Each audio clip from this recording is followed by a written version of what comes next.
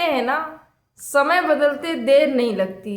एक लड़की जो कि भीख मांगने के लिए निकलती है, और उस दिन ऐसा होता है कि जिस घर में वो भीख मांगने के लिए जाती है वो उस घर की मालकिन बन जाती है। आखिर कैसे, क्या है पूरी कहानी, जानने के लिए बने रहेगा पूरे वीडियो में। आप सभी को मेरा प्रणाम, मैं सरिता राठौर। फ्रेंड्स, एक लड़की जो कि दरवाजे पर जाती है, दरवाज़ा खटखटाती है, मांग करती है कुछ भोजन दे दो साहब।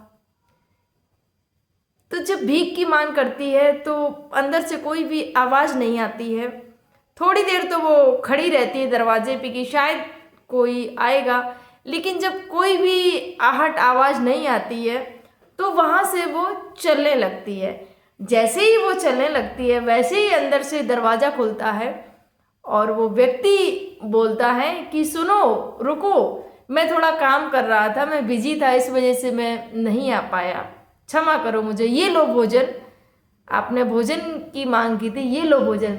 जैसे ही वो लड़की पलट के उस व्यक्ति को देखती है, जैसे उस व्यक्ति ने उस लड़की को देखा तो बोला कि इस लड़की को मैंने कहीं देखा हुआ है, हाँ ये रूपा है। अब जैसे ही वो लड़की पास में आती है तो बोली कि तुम रूपा हो। बोले कि आप मुझे कैसे जानते हैं? तो बोले तुम निशा की सहेली हो ना रूपा?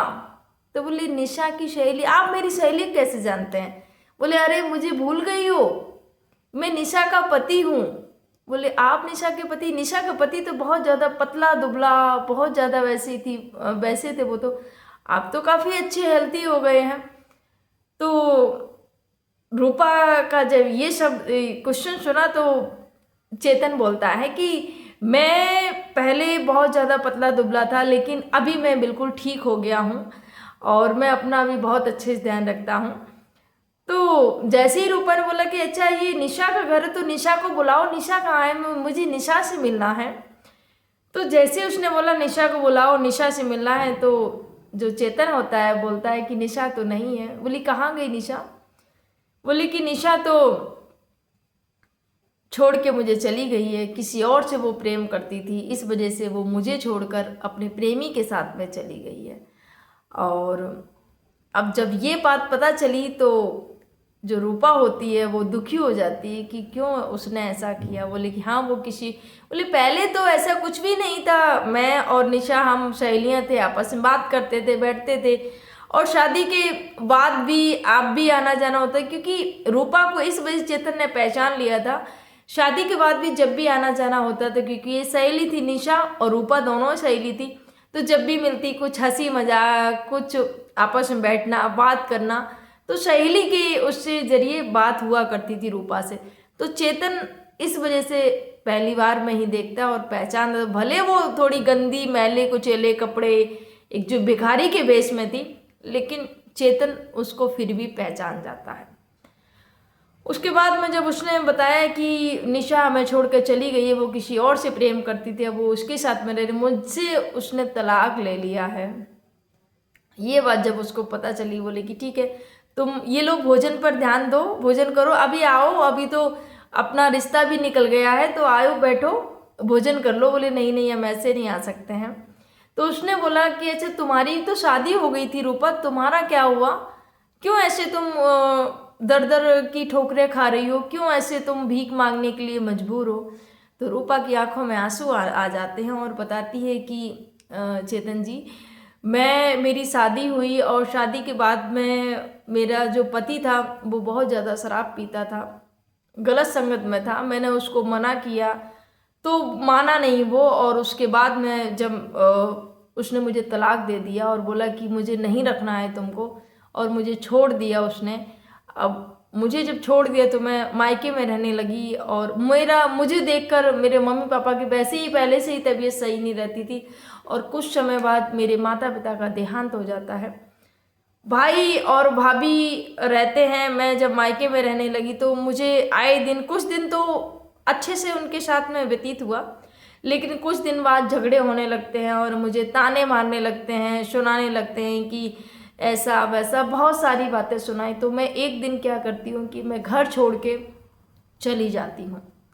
सोचा कि कहीं जाऊंगी, अकेली रहूंगी, गुजारा करूंगी, जाके कैसे भी करके अपने जीवन को काट लूंगी, पर ये जिल्लत भरी जिंदगी डेली डेली सुनाते हैं, ऐसा नहीं मुझे करना है। अब ये सोच के जब मैं आई बाहर शहर में, मैंने देखा कि कहीं ना कोई कुछ काम मिल जाए। जहाँ भी मैंने काम किया, जहाँ भी जॉब शुरू की, वहाँ पर लोगों की गंदी नज़र रहती थी, मुझे गलत तरीके से देखते और गलत करने की कोशिश भी किया करते थे मेरे साथ में। कहीं भी मैं काम के लिए जाऊँ तो हर जगह मुझे यही सब देखना पड़ता था। एक तो फिर मैं बहुत ज़्यादा परेशान हो जाती हूँ, थक हार के मैं सोचती हूँ कि अब ऐसी ज़िंदगी काट देनी, कोई कुछ नहीं काम करना है, कहीं भी जाओगे लोग शोषण करेंगे, परेशान करेंगे, दुखी करेंगे, इससे तो अच्छा है कि मैं भीख मांगने लग जाऊँ और बस कहीं भी कोई ठिकाना नहीं अपना, कहीं भी भोजन मिल जाएगा, कहीं भी रह लेंगे और बस ऐसी ज़िंदगी कट जाएगी। इस वजह से मैं परेशान होकर मैंने इस राह को चुना है। और ये बताते हुए वो रोने लगती है।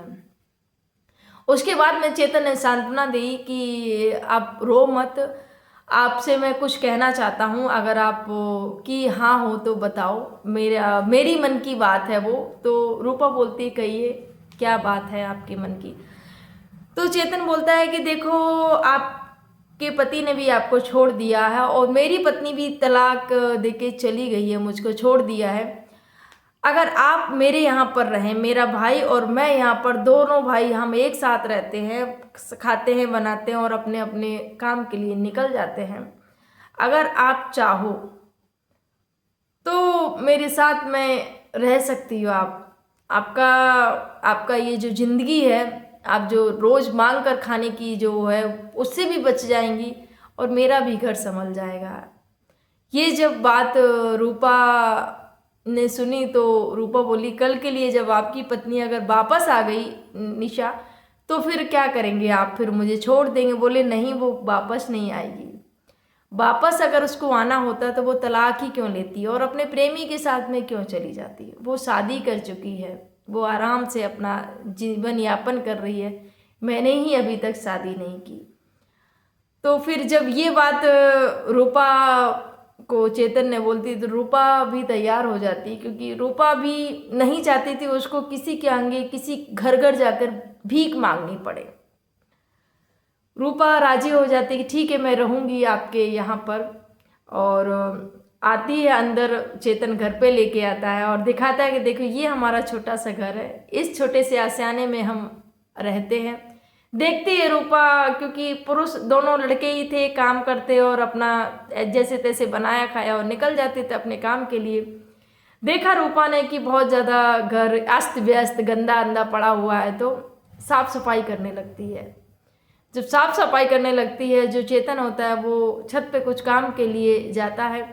यहाँ पर जो चेतन का जो भाई था, छोटा भाई विशाल, वो आ जाता है और वो देखता है कि काम वाली मेरे घर में ये क्या कर रही है। तो उसका हाथ पकड़ता है कि चोरी करने के लिए आई हो तुम, चलो निकलो यहाँ से मेरे घर से। तो वो कुछ नहीं सुनता है और तुरंत उसका हाथ पकड़ता है और रूपा का और बाहर खींचता हुआ लेके जाता है, चलो चलो निकलो, तेज आवन, चलो चलो निकलो, कैसे तुम्हारी हिम्मत पड़ गई हमारे घर में ये सामान छूने की और ले जाने की कोशिश कर रही थी ना। और जब ये भाई ने जब देखा ऊपर, चेतन ने जब देखा कि ये क्या विशाल क्या कर रहा है, उस रूपा का हाथ पकड़ के बाहर उसको निकाल रहा है, तो चेतन बोलता है रुको यहाँ पर, मैं अभी आता हूँ, मैं तुम्हें सब कुछ बताता हूँ। क्योंकि विशाल जब वो घर पे नहीं था उस समय ये रूपा आई थी, और जब विशाल आया तो देखा कि ये कौन है, तो वो भी चौंक जाता है। उसके बाद में जब चेतन जाता है और पूरा वाक्य बताता है कि ऐसे ऐसे करके ये निशा की सहेली हैं और इनके पति ने इनको छोड़ दिया है, दर दर भटक रही हैं, भीख मांग रही हैं। और तो मैंने इनसे बोला कि क्यों ना आप हमारे घर में रहिए, हमारे साथ रहिएगा, उनका भी जीवन कट जाएगा, हमारा भी। तो ऐसे करके जब विशाल को पता चला तो विशाल ने बोला देखिए, आप ये रहना चाहती हैं तो आप शादी कर लो, और ऐसे ही शादी मत करो, मंदिर में आप शादी कर लो, उसके बाद में रहना सही है। क्योंकि यहाँ 4 लोग हैं, 4 तरीके की बातें करेंगे, कौन है लड़की, क्या है क्या नहीं है, तो मुझे ये सब कुछ भी पसंद नहीं है। विशाल का ये कहना था। चेतन ने भी बोला छोटा भाई बात तो बिल्कुल सही बोल रहा है।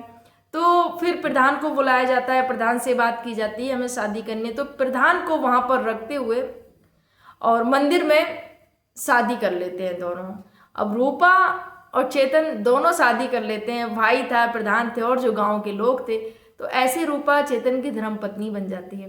और जब पत्नी बन जाती है, जो रूपा थी अपने जो देवर था, छोटे भाई के जैसा ही ध्यान रखती है। विशाल का जो उनका जीवन था वो बहुत ही सुखमय व्यतीत होने लगता है। दोनों अपना देवर और पति दोनों काम के लिए निकल जाते हैं, अपना घर को संभालती, खाना पीना बहुत अच्छे से ध्यान रखती। एक चेतन को भी एक नया हमसफर मिल गया था, जो एक घर को एक महिला की तलाश थी। चेतन की भी जिंदगी में जो खालीपन था वो भी दूर हो गया था।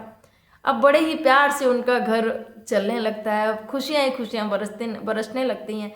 एक दिन जो रूपा होती है प्रेग्नेंट हो जाती है। प्रेग्नेंट होती है तो माँ बनने की खुशी जब चेतन को पता चला कि मैं पिता बनने वाला हूँ, तो उसका खुशी का ठिकाना नहीं रहता। वो हर चीज़ बहुत ज़्यादा वो करता है कि कैसे भी करके जो मेरी पत्नी है रूपा, उसको किसी भी प्रकार के कोई भी कष्ट नहीं होना चाहिए, कोई भी दुख नहीं होना चाहिए।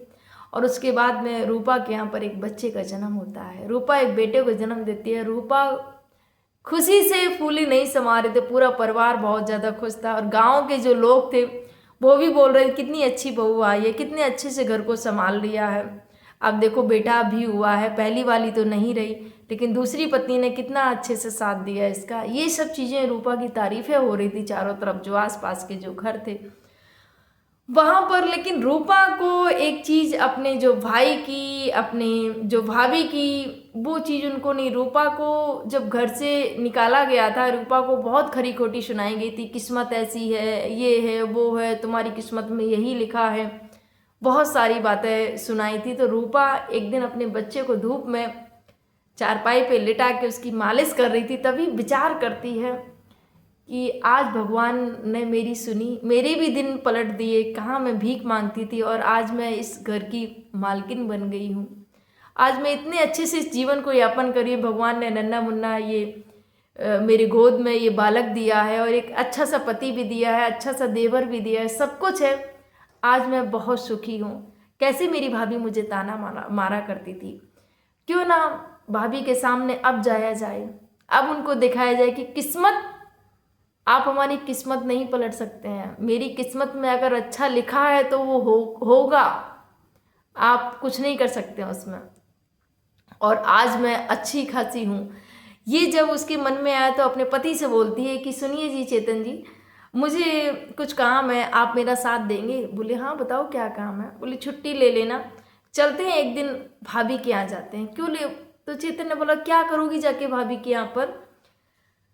तुम्हारी भाभी ने जब घर से ही निकाल दिया, तुमसे कोई लेना देना नहीं, तो अब भाभी के यहाँ जाकर क्या करोगी जाके?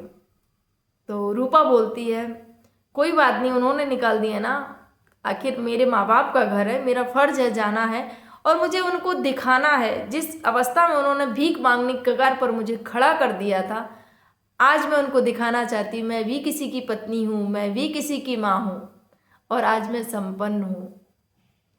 ये चीज़ मैं दिखाना चाहती हूँ और मुझे गर्व है अपने पति पर। ये जब चेतन ने सुनी तो बोला ठीक है, अगर आपको चलना है तो चलिएगा।